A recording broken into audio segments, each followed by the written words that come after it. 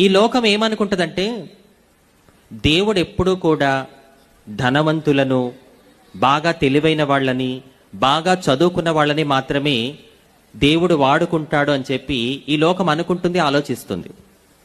కానీ మన యేసయ్య అప్పుడు ఇప్పుడు ఎప్పుడు కూడా ఎవరైతే సమాజంలో అందరి చేత వెలివేయబడుతూ, అవమానించబడుతూ, నిందించబడుతూ అట్టడుగున పడి ఉంటారో వారిని లేవనెత్తడానికి యేసయ్య ఎక్కువగా ఇష్టపడతాడు. మీలో ఎవరైనా నిందించబడుతున్నారా? నా అన్న వాళ్ళే మిమ్మల్ని నిందిస్తున్నారా? మీ కుటుంబ సభ్యులే, మీ గ్రామస్తులే, మీ అయిన వాళ్లే మిమ్మల్ని అవమానిస్తున్నారా? చులకం చేసి మాట్లాడుతున్నారా? అయితే బాధపడకండి. త్వరలోనే మీకు ఒక రోజు రాబోతుంది. ఆ రోజు ఎలాంటిదో తెలుసా?